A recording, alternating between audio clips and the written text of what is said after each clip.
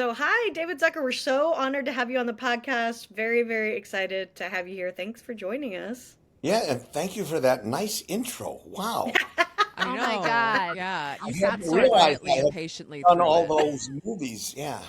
Yeah. You were like, I Absolutely. know, I've heard it all before. Everyone I likes could to hear never their hear it credits. enough. Sometimes. Is that true? Do you be honest? Do you still like to get complimented by people? I do all the time. People Yes. say, "Oh, it's an honor to meet you," and everything. And that's nice. I mean, it's nice to hear. It's better than like I guess feeling like O.J. Simpson did when he met people. But Yeah. No, that's Yeah. I think that's yeah, very accurate. like Yeah. well, it's a nice to meet you. Nice murders, but okay, great. Let's talk now. Well, I mean, you're someone who's actually met OJ, so you can I speak know to. I met him, but and I get asked about it in Q&As, and but I always say I don't want to talk about it at all. I don't want to say anything, and then the questioner, the moderator of the always kind of and the audience falls silent, and I'll just say this. The last time I saw him was the rap party to Naked Gun 33 and a third. Shook hands, said goodbye, sold him my knife collection, and that was the end of it. So, and that kind of uh, Yeah, you just told them about a golf warms up tournament the going on audience. in Yeah, Chicago. Yeah. yeah. Actually, his acting. He got better with every movie. His acting was a lot like his murdering. He got away with it, but nobody believed him. So, yeah. Yeah. Oh my Yeah. God. Yes. Anyways, this interview isn't about OJ, is it? It's No, absolutely No, not. but you're We Can't we talk killing. about You're killing me? already, David. Please. No, Yeah, yeah. okay, yeah. I think You we were should the joke talk about murderer. me, and yeah, I Yeah. I killed fewer people, so You've okay, killed fewer people, but let's talk about your body of work. How about that? okay. Yeah. Hey. You've been a part of so many classic comedies, and now you're giving classes on how to do spoofs and satires. This is just. How did you find yourself in this line of work? How did you become a funny person? Oh, well, I can remember from as far almost as I can remember from first grade. I think I could make people laugh, and I remember hearing my parents saying, "You have a good sense of humor," and that was a big phrase, and I didn't know what it meant. And so I remember asking my mom, "Do I have a sense of humor?" And she said, "Yes." So I just remember that, and in my classes I could make people laugh. So I was naturally either funny or just desperate for attention. They're definitely part in the same. I think all of us who grew up as comedians know that feeling of like, oh my God, that got attention. Well, I got to do more of Right. that. We need attention, and I continue to have that to be desperate. Yeah. Oh God, it never goes away. Yeah. Yeah. Well, and better a sense of humor than a sense of impending doom or any Right. type of, No, you I'm know. I'm a happy person. I have a house. I have two kids who love me and an ex-wife who loves me, so it's great. So yeah. Amazing. And I think that's so true. Excuse me, guys. Bless When you. you're a kid, thank you. When you're a kid in school, you kind of also have like a built-in audience, right? Like every day can be an open mic because you have a crowd that's just there to test material. And I wonder, I mean, did your sensibilities around satire develop at a young age, or how did you first start to notice like this is how to satirize something? I don't know. It must have developed at an early age because I can remember in second grade, I was doing, imitations of television commercials and spoofs of commercials. So in gym class for some reason. So it just developed from an early age. Now, what about for people who are now kind of looking to get into comedy and getting into doing satire? What advice do you have for like finding material? How do you know that something is ripe for satire, is going to make a funny thing to spoof? Well, there's a certain instinct, and I had it, and my brother had it, and our partner Jim Abrams had it, and it's just. But I think that underlying it all was a desire to be original. We just wanted to be original. We didn't copy anyone, and that's why I hate, Naked Gun 4, the whole idea of it so much, because it's just a copy and done by hacks. So that's Wait, is that the new? That's the new one or no? that's the new one, yeah. Okay, okay, gotcha. It's already been in theaters and gone quickly, but the whole and one of the reasons for my being so annoyed is that I had written a spec script, which was actually funny, with Pat Proft and Mike Manis, who, other old guys who we've done it, we know what we're doing. And Paramount actually liked it until Seth MacFarlane swooped in. He's, have you probably heard him? He's big, Yeah. famous producer, director, richer than God, the whole thing. So he came in with Liam Neeson and just, we were just swept out. But so that's, but that's Hollywood. But Right. Jerry and Jim and I always wanted to be original. We wanted to do all original material. So back when Airplane was such a success, and the studio came to us, and they wanted us to do Airplane 2, and our first reactions, no, we don't want to do. We did all the Airplane jokes, and then they really pressed hard. They wanted to, maximize this asset that they had, and sequels were going to do well. So. We did come up with an idea, and it was that. Are you familiar with Airplane at all? Yes. Of course. Yeah. Bob and Julie fly down the plane. He takes her home to meet his family, and it's The Godfather. And so it would be Airplane 2, The Godfather, and we don't even do an airplane. So the most important thing is to be original.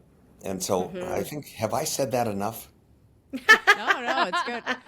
I have a question. It's so interesting that, I feel like the studios sometimes they can get so scared of taking an original idea. How was that initial, bringing this completely new, Airplane at the time was, there was nothing like it.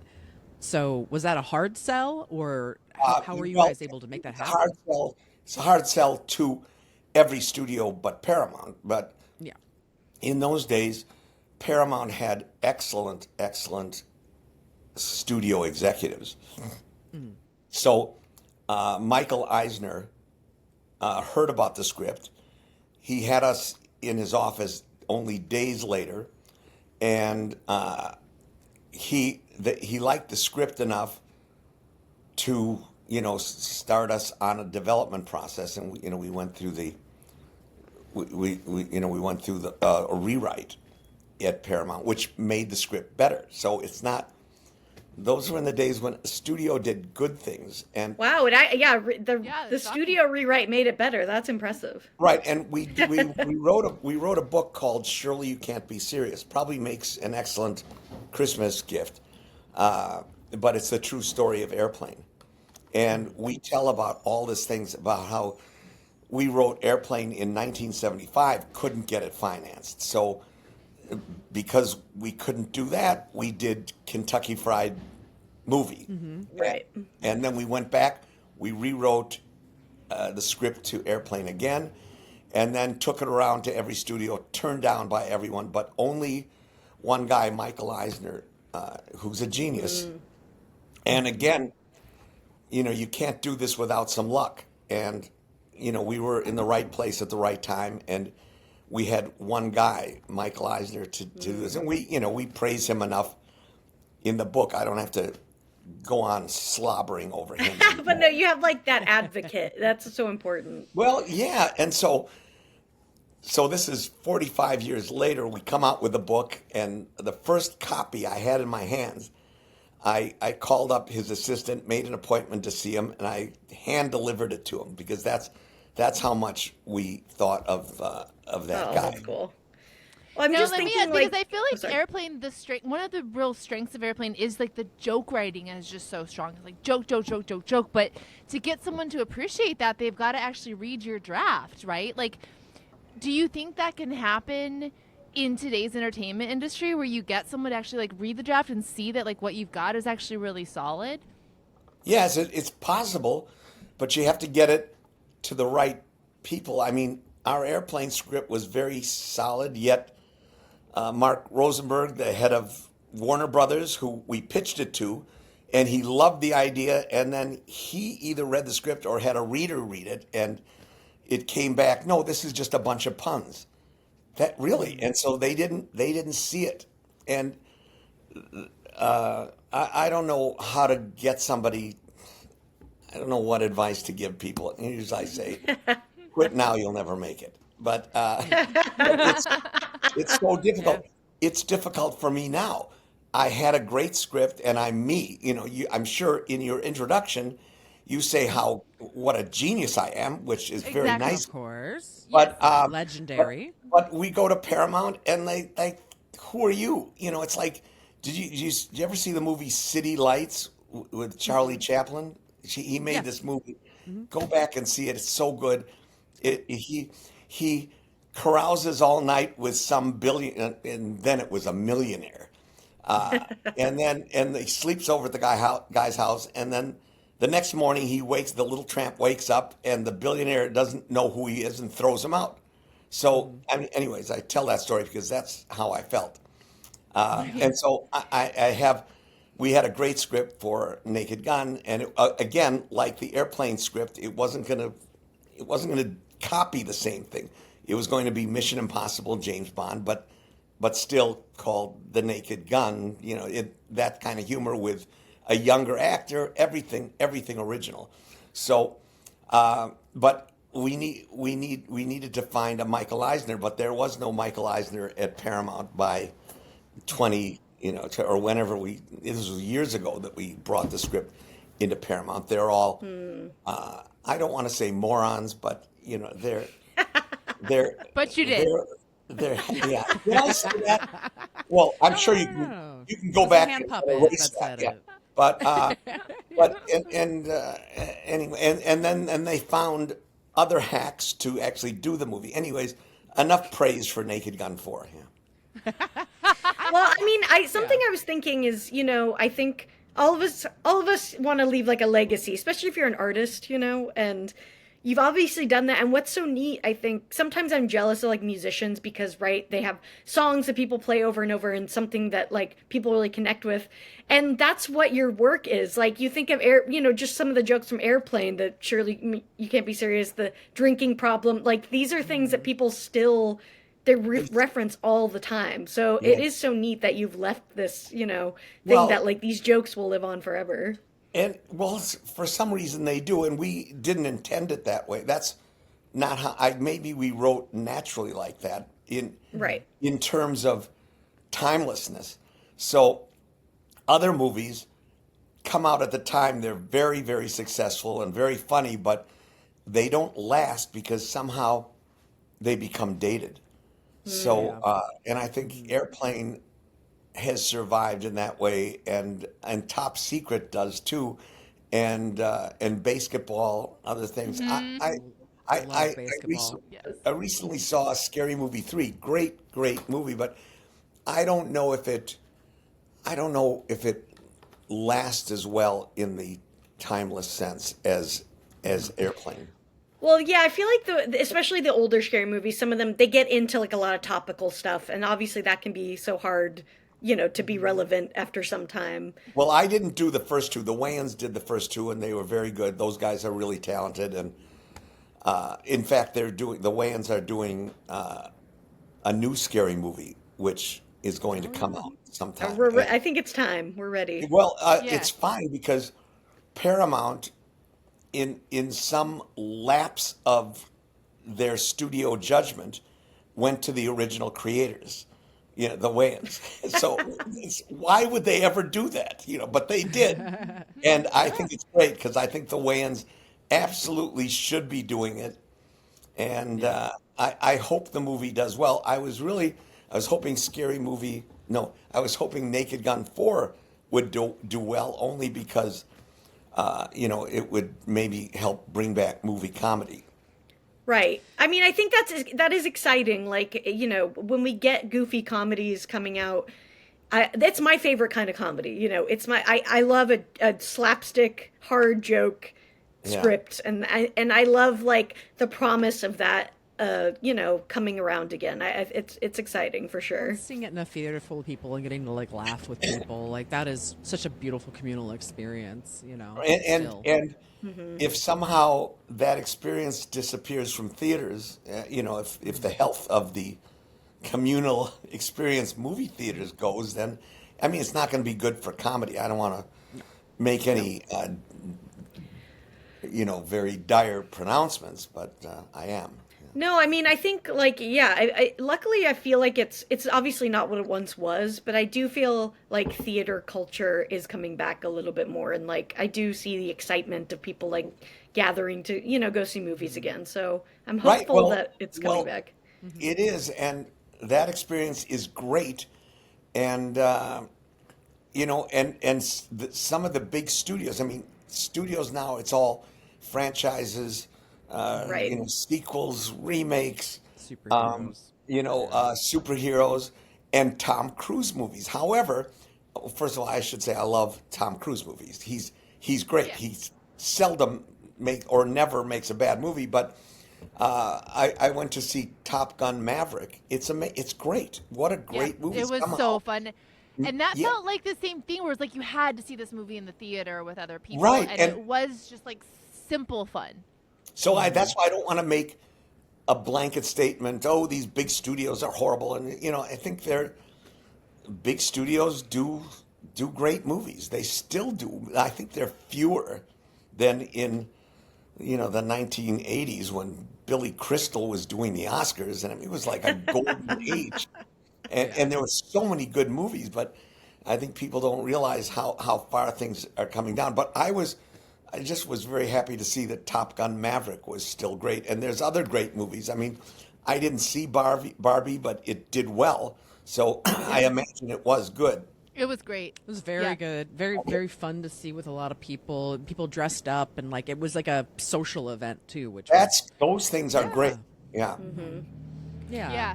But what absolutely. I wonder about your story, I mean, from a practical standpoint, would you have done anything different when when you made Naked Gun to protect yourself? I mean, I wonder, is there something that creators should do when they make a big project like that, thinking 25, 30 years down the road? Is there Well, anything you can do? there was nothing we could have done because that that was off the table, never a negotiating point that Paramount or any studio would give up their IP on something. They just owned, you know, the Naked Gun for in perpetuity in all known universes. That's what Right. the contracts say that. Right. Yeah. In all known universes. So Wow. dramatic, Oh, by the yeah. way. Like, oh, They're like the okay. aliens will not make a new Naked Gun. Yeah, Right. No, the please. I'd lawyers like made to sure see you that's in sue there. So, them. An entertainment lawyer trying to sue like Bleep Blorp about their yeah, version of a Naked Gun. right. So there's nothing you can do, and yeah, there's not much to be done about for creators. But now I have a new script called The Star of Malta, which we're starting to cast, and you know it's taken a long time to even get to this point. And I'll make sure that I retain it because it's being done with independent money. So that's Right, what you right. can So do you'll if get you to want to keep own that. everything, is if you really want to own everything, is do it Right? independently. Don't do a studio, or yeah, Yeah. you know maybe people like George Lucas or I don't know, or maybe Tom Cruise can retain ownership. Um, It takes a lot to be at that point. But question about casting. I mean, what was it like when you like met Leslie Nielsen for the first time? Like clearly like a muse, like a comedy soulmate for a lot of so many of your projects. well, we chose him. First of all, he was like the fourth choice. You know, three other actors turned it down. Leslie wasn't that well known then, and you know we didn't even know his name. We said, well, we should get the guy who was the captain of the Poseidon Adventure, and we didn't, and we assumed that he had no sense of humor, and that he was a straight robot, which would have been fine with us. But he came in, he's a very nice guy, and he read the script, and we later found out that he said to his agent, "Don't tell them this, but I'll pay them to do this." So Leslie was on board. He loved the script. He's a closet clown, Yeah. and he's kind of famous for this little fart machine that he would have, and to On the late night shows, yeah. did it on the set and then on talk shows, and but he doesn't write his own lines. I mean, he's funny because the situation that he's in is very serious, and he's playing a character that he played for 30 years. So, but all those lines, when Leslie died, all these newspapers and TV, all these obituaries quoted, dozens and dozens of great Leslie Nielsen lines, but they were all written by Pat Proft. So, Right. he would, Yeah. Proft would do. Jim and Jerry and I, we would not have thought of those, but we thought of a lot of stuff. The first Naked Gun, we each wrote a quarter of it. Oh, really? So did you guys literally break it up? Like I'm writing page 1 Well, to 20.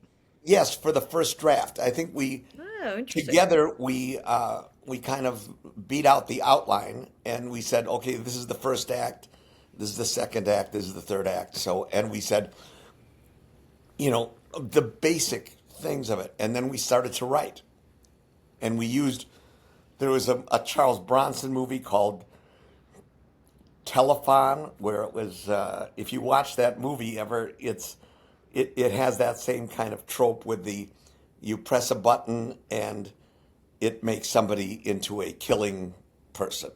Oh, that's right, what we right, did with Reggie Jackson. Good thing that wasn't OJ. Jeez. That's what I love about writing. I'm writing, a script right now, just a ridiculous, spoof. And it's so fun because you have such a great excuse to watch so many other movies because you're like, I'm just, it's research to figure out what to make fun of. Right, but it's not only what I've learned and what we're teaching in Master Crash, mastercrash.com. And it's, by the way, it's a free community, so people can get in and learn a lot of stuff. That's awesome. You guys free classes with David Zucker. It's free, a lot of free stuff, and then there's other gradations of involvement that you can get, which do cost have some kind of price on it, but a lot of it is free, to get your feet wet in it. But what we learned, and one thing I'm teaching in this Master Crash course, is just jokes aren't enough. Yeah. And all these things I'm teaching, we learned the hard way. We just didn't know everything right away, and you still need a 3-act structure with a character who has some kind of intrinsic emotional problem in the first act that they solve at the end of the second act, and then have to act on it for the third act. And Airplane, we used the script to 0 Hour. I don't know if you're familiar with. We based it on a 1957 movie written by Arthur Haley called 0 Hours. Black and white, same plot. Food poisoning, guy with PTSD has to fly down the plane. So his character changed. The character learned something and evolved, and that's all the audience cares about. So that's one thing that I'm teaching, and we had no idea about that. We just thought, we were like the rooster who thought the sun came up because he crowed, and we learned that lesson. We thought we took the wrong lesson from Airplane. We thought, well, you just put 80 minutes of jokes, and you have a Right. movie. But that wasn't enough. The audience, when the audience leaves the theater, they have to have that. They have to have that win, that emotional win. Yeah, you need some sauce to hold the noodles together. It makes Yeah. sense. Right. I mean, And it's so- impressive. It's so funny that that's still it's like the structure of movies. It's always going to be the structure of we're never even like when I was in college and somebody would shout out a movie to try and trick the professor, like, well, this one doesn't have the 3-act structure. He'd be like, nope, it does. They all you have Yeah, to but follow that sometimes journey. I find the professors don't know anything. Yes. Really, that's another reason why I'm doing this course. I used to speak at my son's college film class. And the professor's famous movie was one of these movies that was completely funny, but didn't have a structure. It wasn't a good movie. So, Right. and I didn't want to say anything really, Yeah. You always crave, but you crave that. You crave the journey like that. That It's that satisfying. structure. Yeah. Yeah. So Well, what it's- like on Master Crash, like what can people expect to do, or like what are some of the ways that people can start to do these exercises and get better at the structure stuff or at any of Well, that we stuff? have we teach the 15 rules, which we have evolved since we did Kentucky Fried Theater in the 70s. Well, it was in L.A. It was on Pico Boulevard, and we had a show called My Nose, so that because we had no publicity budget, so our listing in the L.A. Times calendar section said My Nose runs continuously. So that was Amazing. one That's thing. great. We just wouldn't take anything seriously, and I forgot what the question was now because I started. Oh, just Oh, like yeah. what can people expect on Master Crash? And, Yeah, they can expect, and we're going over every rule, and I'm teaching the rules, showing examples from movies, showing good examples and bad examples. A lot of the bad examples, like we have one rule called technical pizzazz. It's like you can't throw money at a comedy or just have car crashes and just expensive scenes. It needs wit. So I show clips from the trailer of Naked Gun 4. I will never watch the movie because it's like it would be just too painful, and I don't have the time to waste. But I did see the trailer, on accident, and the trouble with these things are you can't unsee them. There was this terrible gross video. You close your eyes at night, open your eyes in the morning. It's hard. Yeah, there was this terrible, gross video 10 years ago called Two Girls, One Cup. And so you Yes. can't unsee it. So this was Right. like the trailer to see Naked Gun be butchered by these This people. was your 2 girls, 1 cup. It was Yeah. one girl. I was really curious about how you felt about the new one. I'm so glad we're getting the dirt. Well, you're being Yeah. very shy about your feelings, so we'll have to surmise. Yeah, you have to pull this out of me because I don't want to say anything bad about people, but course, the yeah. filmmakers are Hollywood hacks. And no, actually, the director. I met with the director a bunch of times. He's a very nice guy, and Yeah. and they all love Naked Gun. They worship Airplane, and they're big fans. So, but and the producer. Seth MacFarlane called me after they had the script and wanted me to put my name on it. And I read the script and I said, Good. I had to politely decline. But he spent the first 8 minutes just telling me, how wonderful all my movies were. So, how can you get mad at somebody who keeps telling you what a genius you are? So I didn't. But in fact, he loves the Naked Gun so much that it's like one of these psychotic, crazed maniacs who, as they choke their victim to death, says, "I love you, but I must kill you." So that's what they did to Naked Well, Gun. look, you haven't made it in Hollywood until you have a bitter enemy. Like I've got a few people out there that they I can. don't think he's not a bitter enemy. It's just I don't I'll be fine. Right.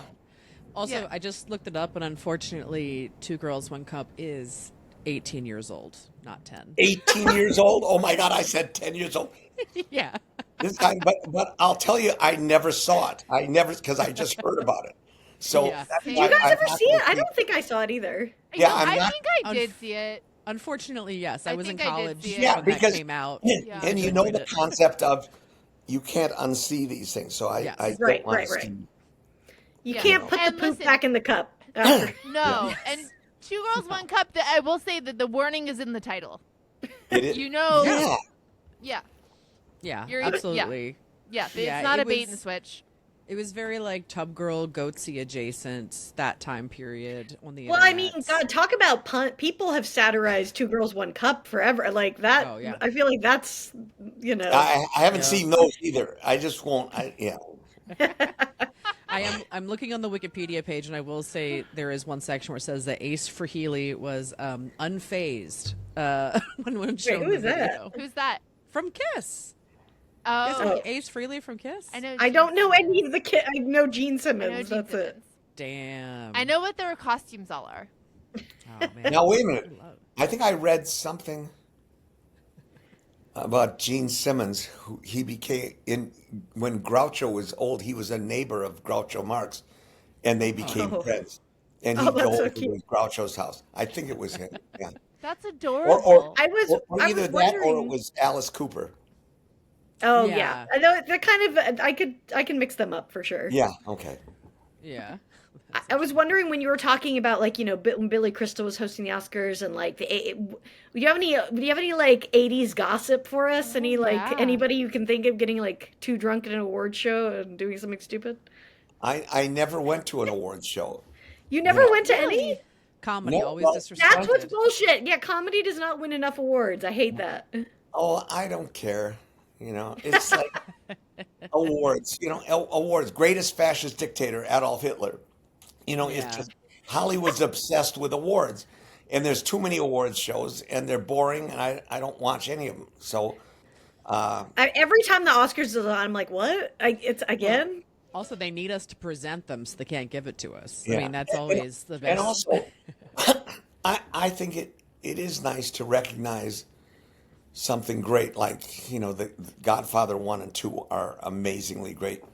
And I remember there was a Groundhog Day, great movie, but I don't know if So good.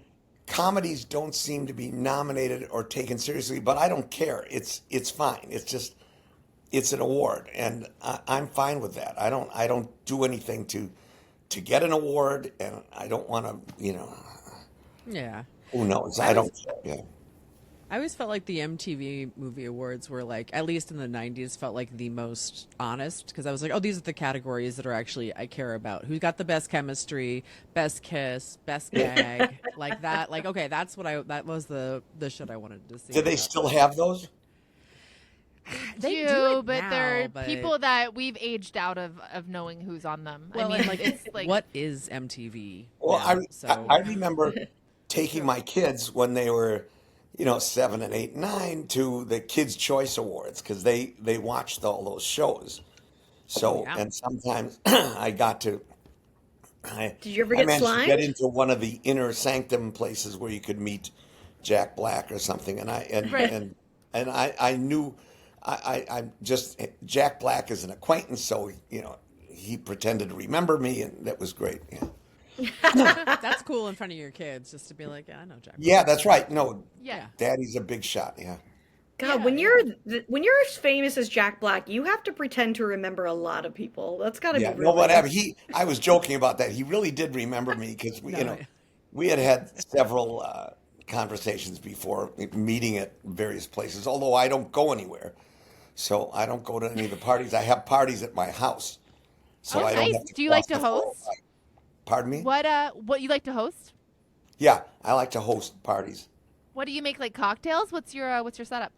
No, there is some hard liquor in my bar, but mostly we just tell people. Like I had a birthday party a month ago, and we just told people don't bring gifts, just bring a bottle of wine. So, and that's all the people drink really, and it's all that I would drink at a party. Normally, at dinner, I like to have a martini, and so, but I can quit any time. I mean, Sure. yeah, no. As long as it's not Are a we day that doing ends a in dirty martini or a dry martini? yeah. Dry I just started martini, making. yeah. Ooh. I'd make them Bombay and Lillet with a splash of orange bitters, straight up with a twist. Oh, that sounds good. I haven't messed around with citrus in my martini. I just got stuff to make martinis at home, and it's kind of made my life a lot better. That's good. No, do Yeah. 2 parts. I do. Everybody says my martinis are too strong, and mostly younger people, and and they say, "Oh, it's To too be strong." fair, martinis are straight alcohol. So what Yeah, are we how do talking you make about? them weak? Meant to be strong. Okay, so Yeah. It's 2 parts gin and 1 part Lillet, Lillet. Try that, and then Okay. one splash of orange bitters, and it's just because my friend Lewis, who lives in New York, he's a comedy writer, and I've known him since middle school, and he tells me what to drink. So for a while it was bourbon. We had to drink Woodford Reserve, and then I completely got off of that and onto martinis, which I really stuck with pretty much. Yeah, the coldness of a martini is really Yeah, restorative to the soul, I find. Like it yeah, just and I only need one, and yes. I just have one, and it's fine. But when we have a party, I can't have even one because I'll get sleepy pretty Oh yeah, the pretty one martini quickly. sleepiness. Yeah, but Yeah, which no, is it's great. I true. have, at dinner, I like to have a martini. Delightful. That's I delightful. like Yeah. a dirty martini because I feel like the olives are a meal. So I've got Okay. dinner and a drink. Yeah, I never like the taste of olives or beets. So, Yeah, some people just like the taste of dirt. I think you either do or you don't. yeah. Real earthy. I We do. can't associate beets with olives. What's going on? Or They're dirt. both Yeah. kind of dirty. They're both a little dirty. They're literally, yeah, it's a dirty martini. Yeah. But yeah. Wow. Now, when you're writing comedy, you talked about how you guys wrote the script in kind of segments. Is there a part where you guys were working the jokes out with each other? Like, were you guys kind of Oh yeah, no, workshopping this dialogue? it's always in a room together. And we would look at the straight scenes like for example, we'd look at a scene from Zero Hour and then we'd put in the jokes. And we'd sit around a table. And our only drug is coffee, and we just we would actually meet at 9 a.m. and drink coffee and talk about current events, and then we'd start writing. And so it was just a nice, and we just had this long friendship too, and it was just so fun to write. And I'm still friends with, of course, my brother and Pat Proft. Jim passed away a year ago, sadly, but I'm sorry. he had a great life, and Jerry Yeah, and you I were guys made so many amazing able to things speak together. at his wife or his ex-wife had a memorial gathering for him, and my brother was there. My brother gave a nice talk, and then I got up and said, I didn't know I was supposed to speak, but I had plenty of things to say. And I told everybody how close I was with Jim, and how much I loved him, and he was really the brother that I never had. And so Jerry's going, "What am I, child?" You know. And then I pretended to be embarrassed, and I said, "Oh, Jerry, well, you were the brother that I did have, but Jim was the brother I didn't have." So, Yeah. anyways, there's nothing that can't be, I think, joked about. Yes. Sometimes it needs more time to pass, but yeah. So it's humor is you have to have an instinct for it, but our master crash is you can't teach somebody to be funny, but all these things are what not to do, and can save someone a lot of time. And they're not just about the 15 rules are just about jokes, but in a larger sense, the whole doing. If you want to do a comedy movie, you have to obey you have to oh, Getting a you phone have to call. obey. I'm going to turn this off. You have to obey the rules. The rules of plot structure and character. Character development. Absolutely. I have a question. How Yeah. have you ever had a Shirley come up to you and be like, "You You Yeah, did this ruined to my me. life"? my I have an Aunt Shirley who thought that the joke Oh was my about her. god. Oh, really? That's so funny. Yeah, and Oh then my and there was another Shirley uh, who was our next door neighbor in Milwaukee, and her name was Shirley Rumack, and her son, who is about 4 years older than I am, became a doctor, and so he's Dr. Rumack, and we named the Leslie Nielsen's character in Airplane after him. oh Oh, my I god. love that. That's Yeah. That's so amazing. great. Yeah. And no, so later, and then he told me, so I was just in Denver. We were showing, Bob Hayes and I have been going around the country showing Airplane. And we have some dates coming up in Texas. But uh, this Dr. Rumack lives in Denver. So it was his birthday the day before. So I went to his birthday, and then and he told me the story that he was on a plane and there was food poisoning, and like a dozen passengers really got ill from something. No way. And so they said, "Is there a doctor on board?" And he said, "Yes, I'm a doctor." And he said, "Okay, what's your name?" "Dr. Rumack." "Yeah, right, right." But, so, but he did, yes. And he treated the patients. Yeah. Wow, everybody involved has like the best anecdote for the rest of their life.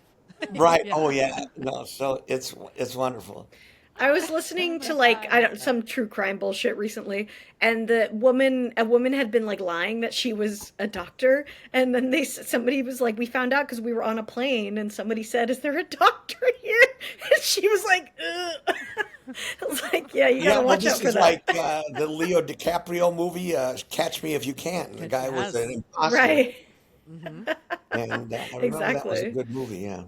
Oh, great film. Yeah, yeah, but don't lie. Don't pick a fake profession that you can't back. They can be You gotta have called out a. for. There's not a lot where somebody's gonna yell out like, say you're a dentist. Nobody's gonna be a plane and like, is there a dentist here? You Yeah. know? He would sit in the cockpit as a co-pilot. You know, that was, or Yeah, that's a crazy or story. at least at what used to be the navigator. There used to be a navigator in these planes. Yeah. Yeah, well, and there's my wasn't there a guy in like the 60s or 70s that robbed a plane and then left via parachute? Yeah. DB Whoa. Cooper, his name Yeah, was. DB Cooper. DB Yeah. Cooper. How fucking badass is that? Yeah. Never got So, caught. and Wait, they what was never on the found him. plane? It was like a plane He, with money or something? he got money from people or something. Yeah. Oh, And then when he was done with the robbery, he just exited with a parachute. Boom. Yeah. I'm out. wild. He became a legend. I've heard the name, but I didn't realize that was why I knew Oh, who yeah, it it's a was. great Yeah. story. Okay, we're gonna give some advice. Do you want to help Oh. us give some advice, David? If I can, We're gonna well, play it on. the great UCLA basketball coach John Wooden wrote a book, and he said he doesn't give advice; he gives opinions. Oh yeah, that's pretty much what More we're doing accurate. here. We're, Yeah. Yeah, Okay, yeah. I can give an opinion, but yeah, my advice. Yeah. That's a good Yeah. caveat. That's good. Yeah, for the listener, if you have lady problems, you can send them to us at ladytoladycomedy@gmail.com or give us a call at 323-6-BUT-30. This is a voicemail that came in. Yes, I'm gonna share this right now. Okay, great. All right, we're gonna play it. Work related. Oh, Oops, started over. sorry. Let me start it over. Hi, ladies. I have a work related lady problem that I would love your help with. I have a coworker who I am reviewing her work, like approving her work. And she keeps making the same mistake over and over and over again. And I keep sending it back to her and saying, hey, please fix this mistake. But then the next assignment, the next project that she sends me will have the same exact mistake. And I'm not joking. We have gone through and I have told her this mistake, I think 15 times at this point. And I don't understand why she's just not getting it, but she's not. We've talked about it. She says that she just has poor attention to detail. But we work in accounting, and you kind of need good attention to detail. And if I was in her shoes, the first time, okay, that's an accident. Second time, I'd start feeling like really bad that I keep sending all these messed up things. Third, fourth, fifth time, I just can't even imagine sitting there. So yeah, I don't know what to do. Do I keep sending it back to her? Do I just start fixing it myself because I'm so tired of sending things back to her? Do I talk to our manager? What do you guys think? Look forward to your thoughts. Love the podcast. Thanks. Bye. Sounds like this is about setting boundaries, Mm-hmm. and you just have to decide on the boundaries where you're not going to tolerate it anymore. And You How know. does that work with this though? Because it's like she keeps, like she has to say, okay, this is the last time you can make this mistake, but then what? Right, but you have to back it up with something. Yeah. You know, either I don't. This is a coworker. This is not an employee. A coworker. Because Coworker, but a she's coworker, reviewing the work. Yeah. she can't fire this person, or there's no threat. So it may be that she has nothing to back it up. But I think you always have. There's always some point where there's a boundary that you can set where you can actually do something. If you can't do anything, then she's going to say, don't talk to me about this anymore. I had a friend who had this problem with this woman he was dating, and obviously is a terrible person. Not my friend, the person he was. Right. But after a while, I said, okay, I'm not going to ever go out to dinner with you anymore with her. And it was like a certain boundary. And at one point I said, she's a terrible person, but that's all you can say. And if it had gone any further than that, I would have said, don't ever bring this up with me anymore, because it's a washing machine. It's just it's just a recycling thing, and I don't want to keep doing the same thing over and over again. Which is like, the people who did Naked Gun 4 are doing the same thing. Do you think my bitterness Gotta bring come it back. out? Yeah. No, it's just I love it's it. just It's a perfect. hint. It's just no, it's perfect. It's great. Spicy. No, I love it. Yeah. but no, I think candor is what's needed here. Maybe first it's a conversation where you give this, if the recourse that you have is starting to CC a superior, maybe that is where this conversation needs to go. Like, next time I'm just going to CC our boss. Right. If I see this. Well, that's setting a boundary. Yeah. Yeah. I don't want to do this anymore, but what I will do if you persist is A, B, and C. So there's got to be something, or else just never talk to me. I love that her excuse is like, I'm just not good at my job. Well, you can't. Yeah. It's so You funny. can't say that. Then she should be fired. But you can't say you're not good at your job. That's an excuse. Yeah. And it's like if you do a movie that's bad and it doesn't work, don't blame somebody else. And that's another thing that I've said. You just gotta look at what you did wrong. You just can't blame other people. You can't blame the ad campaign. Can't blame the audience. It's something you did. Yeah, definitely. I hate whenever people, they were just like, "Oh, I'm an asshole. Oh, I'm bad at attention to detail." No, these are things to work on. Actually, Right, just work on it.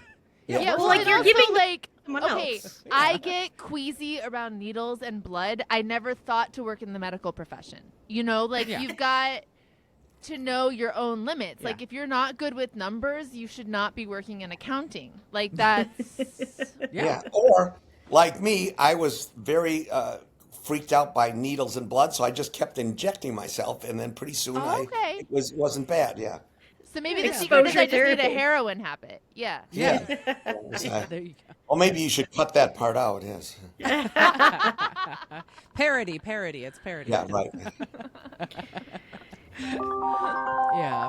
No, I fully think that is the case, though. It's just like, you gotta just be like, hey, look, you gotta figure this out. You're an adult. You have an adult's job. Right. It's so hard because put on, obviously she's said it to her many times. So yeah, it is Yeah. that next level of like. put on the big boy pants. Can I say that on this podcast? Yeah, of course. We wear big Of boy course. pants. Or It's yeah, about big girl lady pants. stuff, but yeah. Okay. Yeah. It is a lady. No, we wear big boy pants here. Okay. Boy pants, Yeah. big girl pants, all the things. Well, because here's what I think is absent is, like, most reasonable people, if you fucked up this many times, that would put the fear of God in me. Like, I would be checking my work 9 times more than anybody else because I would be so paranoid about fucking up in that way. This person does not have any fear in them. They're not doing that. So they need, maybe the kindest thing you can do is instill some fear in them. Which is setting a boundary. You Yeah. say, Yeah. If you do A, B is going to happen. Yeah. Yeah. Yeah, it's like a weaponized incompetence thing at this point, where it's like they're just putting the duty on you to fix it, and that's not cool. Yeah. No, Yeah. it's on them. Yeah. Good No, luck. exactly. That's really annoying. Yeah, maybe. Have you thought about getting a squirt bottle? And every time that I like honestly think the way that we train cats is the thing we should apply to most people as well in certain instances. So like every time she sends Still you squirt. something, just go no. Yeah, and that's very good. You're setting a boundary. Yeah, Yeah. absolutely. Yeah. Absolutely. Maybe give her a treat every time she does it right. Yeah, Like that's right. Give her a smelt if she does something right. Yeah. yeah, exactly. Have a churro ready to go. Or I prefer animal crackers. That's my dessert of choice. Oh, yeah. Animal crackers are so. Are you talking about the ones in the red box? Yeah, in the Barnum's animal crackers box. Oh yeah, So, classic. Yeah. I don't know what's been I don't know what's been happening, but I can't every time I've baked, like the last 4 times I've baked, it's turned out really badly. And Oh, yeah? last time I made peanut butter cookies like a week ago, and I was like, these are dog treats. That's all I can say about these is that they're adjacent to dog treats. well, when you bake something and it tastes like that, I mean, somebody needs to go and squirt some stuff at you. I know, I should have gotten squirted. At this point, I need the squirt bottle. Yeah. And that'll be your learning curve. Yeah. Yeah, exactly. Well, that's our show, David. Thank you so much for hanging out with us. It was such an honor to talk with you. Yeah, Well, let you already everybody said know. that in your introduction, I think. You said. Yeah. Oh, This yeah. is a callback, David. We're calling back to it. Okay. Yeah. That's fine. Okay. Tell everyone where they can find stuff about Master Crash and the Yeah. gun Go book to and anything else Master you wanna- Crash. Yeah, just mastercrash.com and can buy the book on Amazon. Surely You Can't Be Serious: The True Story of Airplane. And what else do I have? I don't know. I have You're touring airplane around the country. touring airplane around the country with Bob Hayes will be, I think, early in 26. We'll be doing Houston, Dallas, Austin, and San Antonio. So, Oh, great. and then I'm in pre-production on Star of Malta, my next movie. So I can't wait to do that. This is going to be new. It's a whole new idea, very fresh. Oh my gosh! I Oh, can't wait. exciting. It's going to be my Annie Hall, but I'm not going serious on anyone. But yeah. Yeah. Really? Oh, that's But interesting. it's as much a leap from the airplane Naked Gun style spoof as as Woody did from Bananas to Annie Hall. So I'm kind of anxious to do that. Oh, I'm so excited. That is exciting. And you're in casting on that right now. We're casting the lead, so we're Awesome. that will be the linchpin that will get the movie made if we can get a certain actor. So Right. Hell right. yeah. Well, keep an eye Okay. out for all of that stuff. And like, what a great excuse to see Airplane in the theater if you haven't and you live in Texas. And, that's right. Yeah. Watch Yeah. for that. Yeah. Thank you so much Definitely. again, David. And we will see you guys next week. Okay. Thank you. This Bye. has been fun. Bye.